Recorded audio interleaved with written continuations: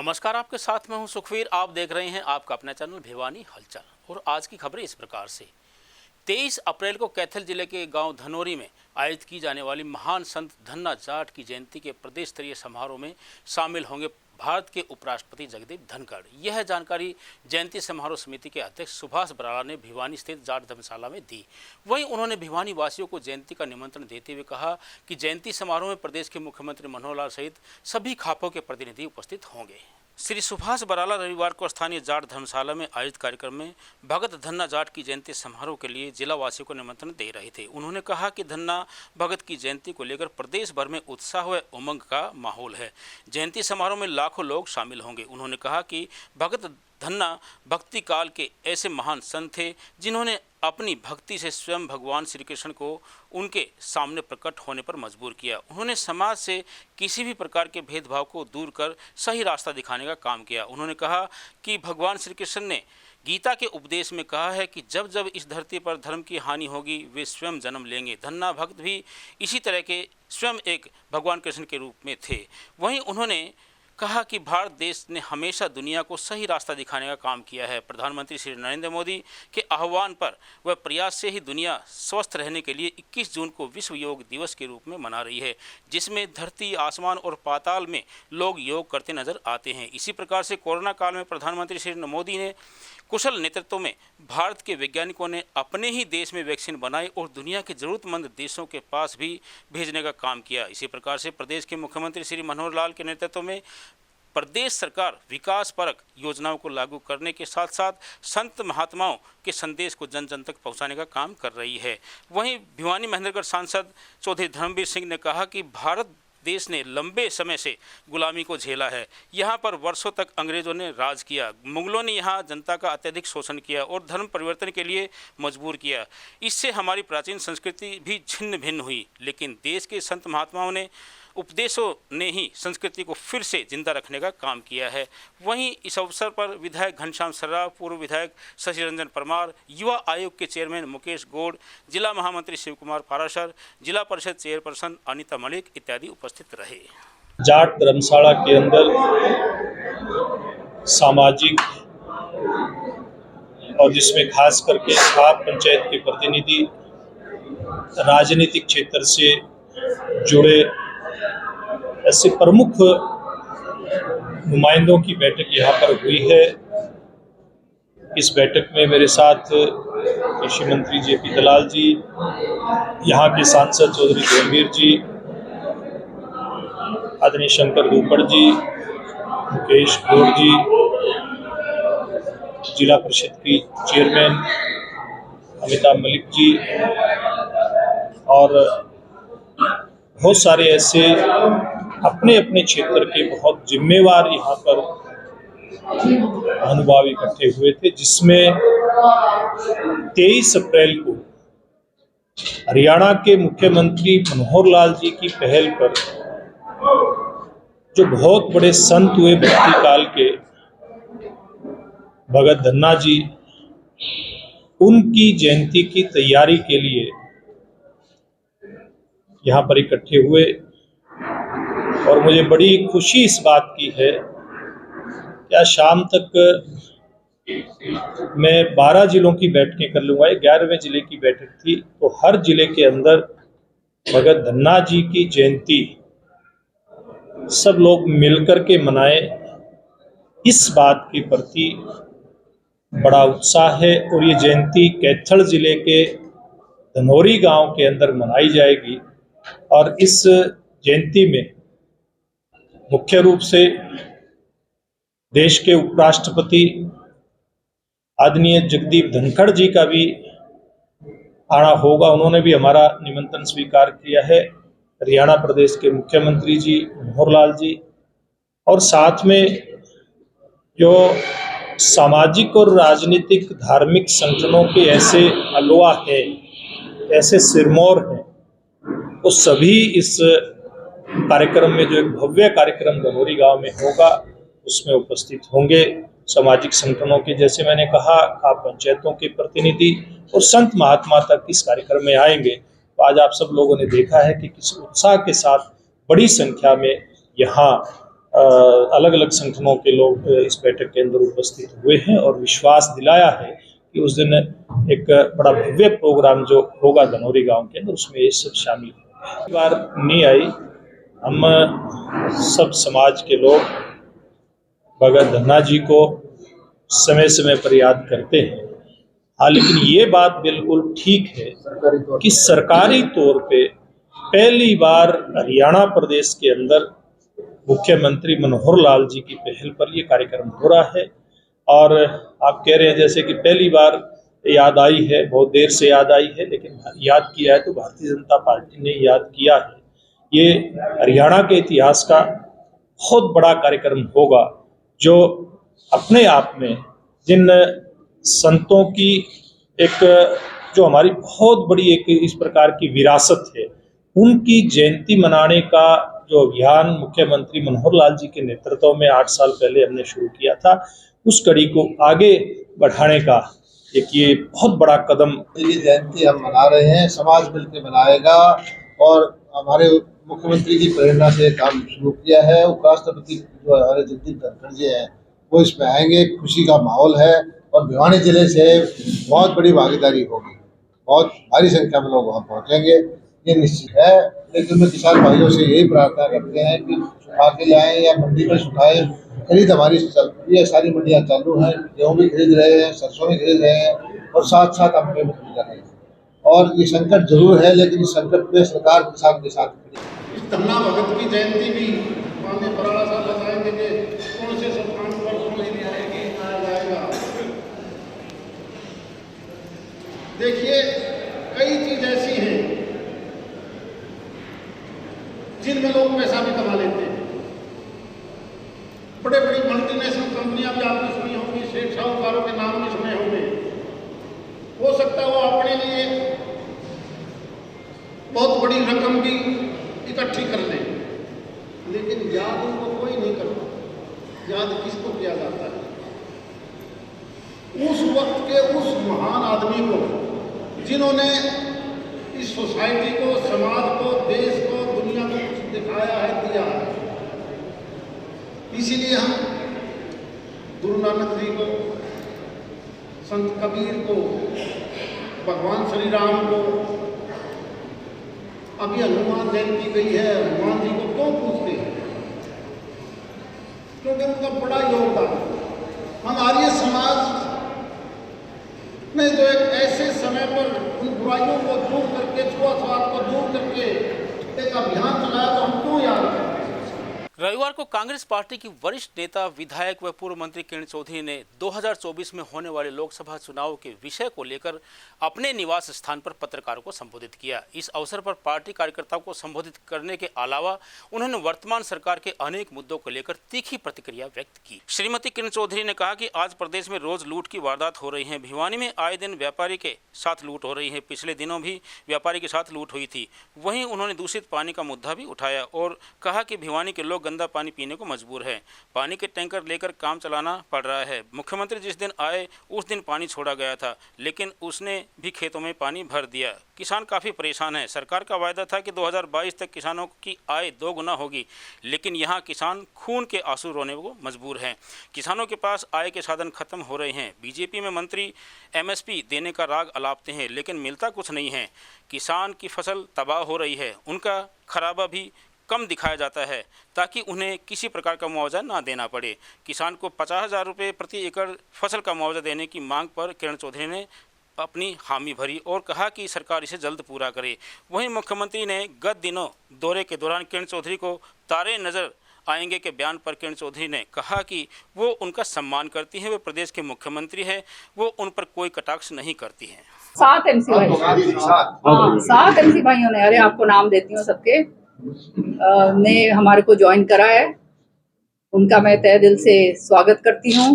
कौशिक साहब यहाँ बैठे हुए हैं, बड़े बुजुर्ग हमारे, और मुझे पूरा विश्वास है कि हमारे जो पुराने हैं MC जो बैठे हुए हैं, सब मिलजुल कर आने वाले लोकसभा के अंदर जोर शोर से जो है सब काम करेंगे और जो है यहाँ पे श्रुति चौधरी को विजय बनाकर भेजेंगे। भिवानी हमारा घर है, परिवार है, और अच्छे लोग जो हमारे साथ जुड़े तो ये हमारा सौभाग्य है। और मैं तो केवल एक ही बात कहूंगी कि जिन्होंने हमारा साथ लग के काम कर रहा है या जो करेंगे, तो पीछे छोड़ने वाले जो हैं हम भी उनको नहीं। और मेरी जहां भी ज़रूरत हो, जहां पे भी ये सोचो कि मेरे से कोई फायदा होता हो, मैं अपने भाइयों के लिए हमेशा समर्पित हूँ हर तरीके से। और आपका धन्यवाद भी करती हूँ कि आप लोगों ने जो है हमें मजबूती दी, क्योंकि मजबूती जब जैसे ही लोग ज़्यादा जुड़ते जाएंगे मजबूती तभी मिलती है। और भिवानी जो जैसे मैंने कहा शहर जो हाल हो गए हैं आज 10 साल उपरांत, श्रुति जो पहला चुनाव लड़ी थी तब जो काम उसने करा था, और 10 साल के बाद वो उसके ऊपर एक ईंट तक नहीं लगी और उसके ऊपर कोई कार्रवाई नहीं हुई है, तो वो सारा शहर देख ही रहा है। आज जो है गंदगी का ढेर हो गया है, पब्लिक हेल्थ का जो है पानी जो है, सीवर का पानी जो है सारा का सारा भिवानी शहर पी रहा है, जो इतना ज्यादा टॉक्सिक है, मतलब जहरीला पानी, इस तरह का पानी पिया जा रहा है। राशनिंग करी जाती है पानी की, जो है सीवर ओवरफ्लो हो रहे हैं, सड़कें टूटी पड़ी हैं। तो ये सारे की सारी चीजें जो हैं गंदगी के आलम है। और फिर उसके ऊपर भ्रष्टाचार जो है वो तो है, जो कानून व्यवस्था जो है वो पूरी तरह से ठप हो चुकी है। अभी कुछ दिन पहले जो है हमारे व्यापारी भाई के साथ यहाँ पर वो एक था ना, ये किसी के साथ हुई है वारदात भिवानी में, हाँ सुनार भाई के साथ हुआ है।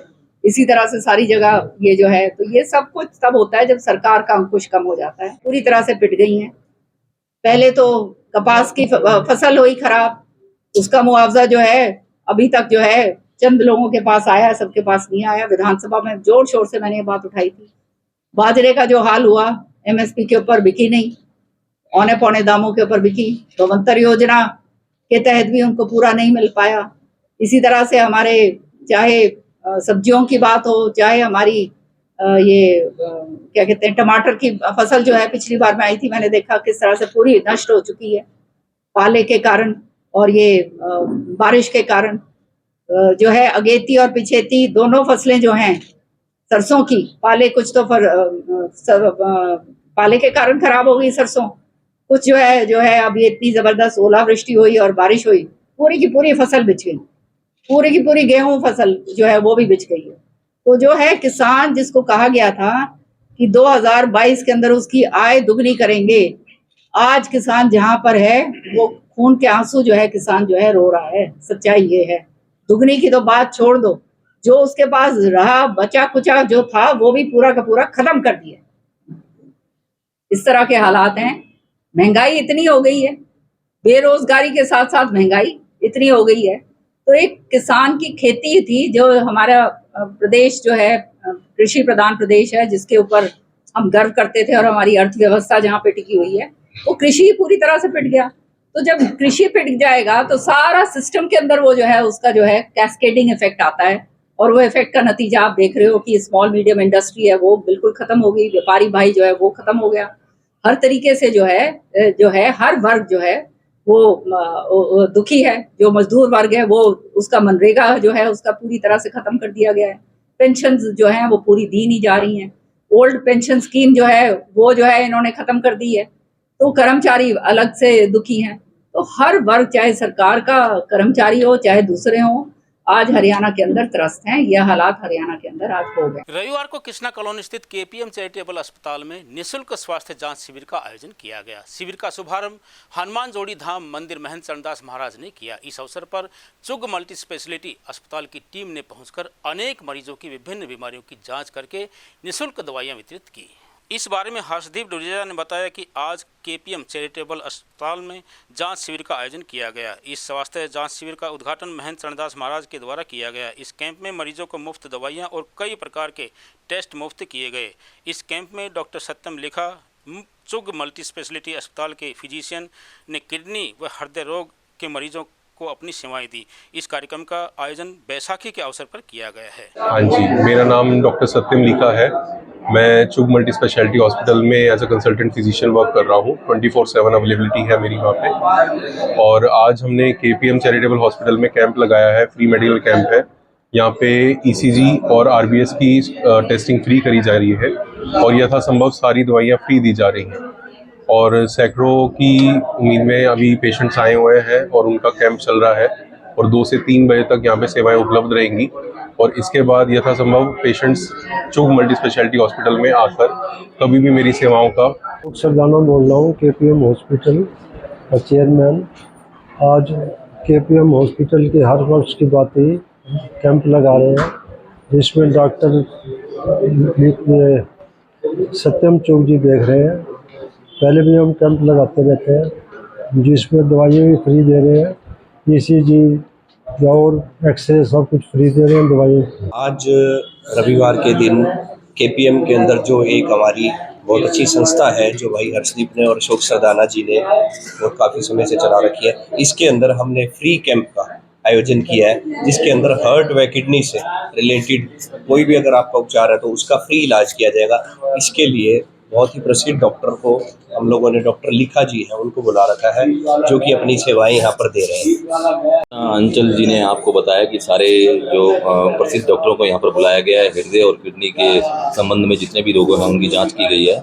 और जो ये कैंप है हम समय समय पर केपीएम के द्वारा लगाया करते हैं, और इसमें जितने भी आपके टेस्ट हैं, जो ईसीजी वगैरह है और हैं टेस्ट, हम फ्री यहाँ पे करवा रहे हैं। और लोगों को जो दवाइयाँ हैं वो भी फ्री में, यानी कि जिस भी मर्ज की जो भी दवाई आदमी को यहाँ पर जरूरत है वो फ्री में दे रहे हैं यहाँ पे।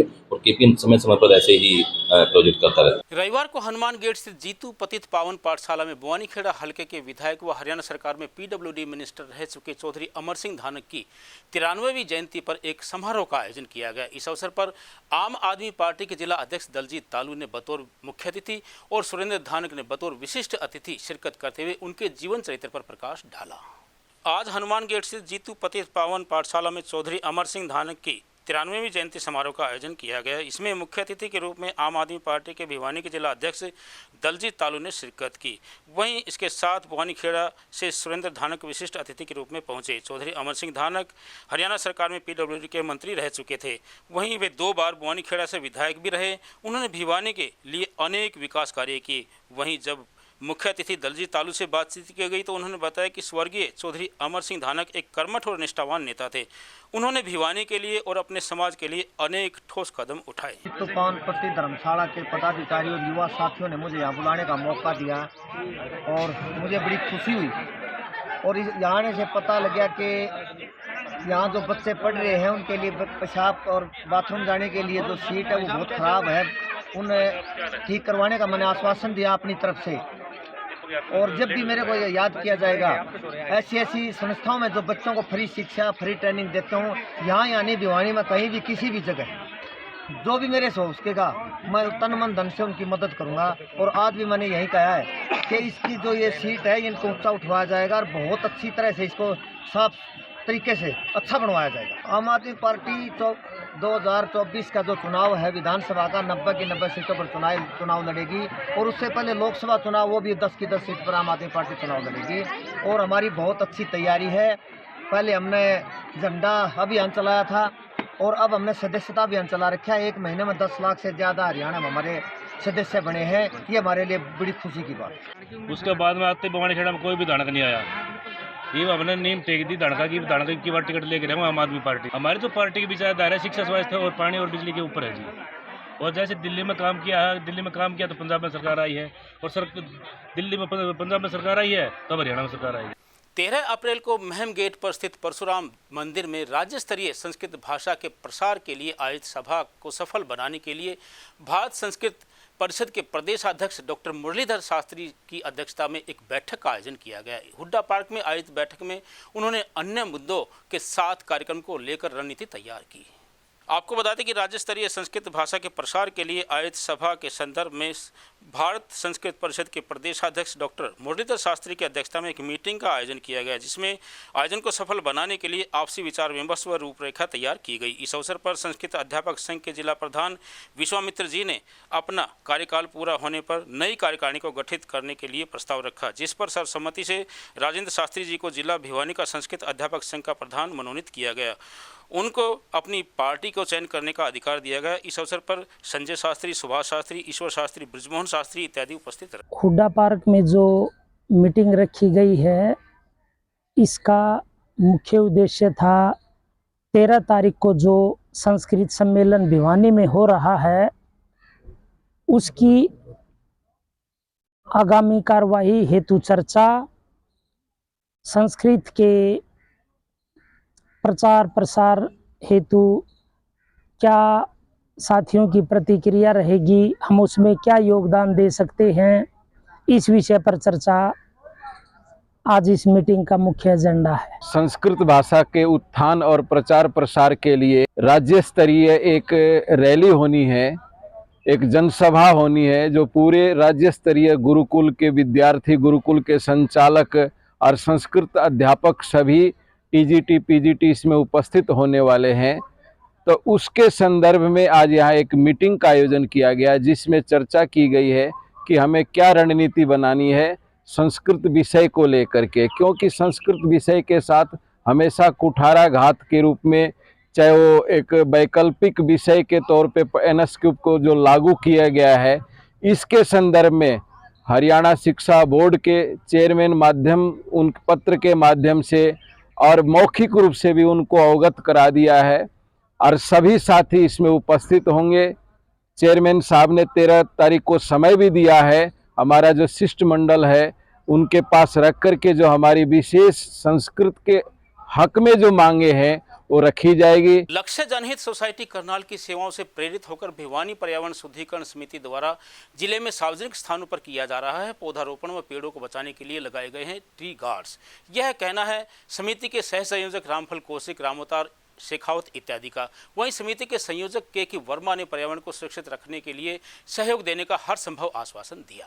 इस बारे में समिति के संयोजक के वर्मा ने कहा कि लक्ष्य जनहित सोसाइटी करनाल से प्रेरणा पाकर 25 जून 2022 को भिवानी में भिवानी पर्यावरण शुद्धिकरण समिति का गठन किया गया। समिति ने अल्पकाल में ही बड़े बड़े पेड़ों से 300 लोहे के ट्री गार्ड कटवाए। श्याम बाग बिजली निगम में 500 पौधों के पालन की जिम्मेदारी ली। लकड़ी के ट्री गार्ड व 2000 से अधिक पौधे वितरित किए गए। श्याम बाग में 1000 पौधों की नर्सरी भी तैयार की गई। 300 से अधिक पर्यावरण प्रेमियों का ग्रुप बनाकर पर्यावरण सुधार की प्रेरणा फैलाई। सह संयोजक रामफल कौशिक, रामोतार शेखावत व विजेंद्र पालीवाल ने अपनी नर्सरियों से निःशुल्क पौधे वितरित किए। स्कूलों में प्रचार हेतु समिति का गठन किया गया। माननीय उपायुक्त व वन अधिकारी व हॉर्टिकल्चर अधिकारियों से मिलकर पर्यावरण सुधार हेतु अमूल्य सुझाव दिए गए। पर्यावरण सुधार को जन आंदोलन बनाने के लिए लगातार बैठकें बुलाई और प्रचार प्रसार किया गया। मैं के वर्मा, भिवानी पर्यावरण शुद्धिकरण समिति का संयोजक। नगर में जो पर्यावरण बिगड़ता जा रहा है, उस पर्यावरण को बचाने के लिए हमने जून में पर्यावरण शुद्धिकरण समिति का गठन किया। उस समिति के गठन के बाद हमने DFO साहब से मिले और उनसे मिल करके हमने सबसे पहली प्रार्थना ये कि भी नगर के अंदर जितने भी बड़े पेड़ हैं उनके ऊपर जो ट्री गार्ड लगे हुए हैं उनको उतारा जाए। उन्होंने हमें परमिशन दी और आज हमने 300 ट्री गार्ड नगर में कटर से, लोहे के कटर से और तीसरी एक और व्यवस्था करके उसका ऐसा जुगाड़ बनाया कि पत्ती अपने आप ही कट जाती है।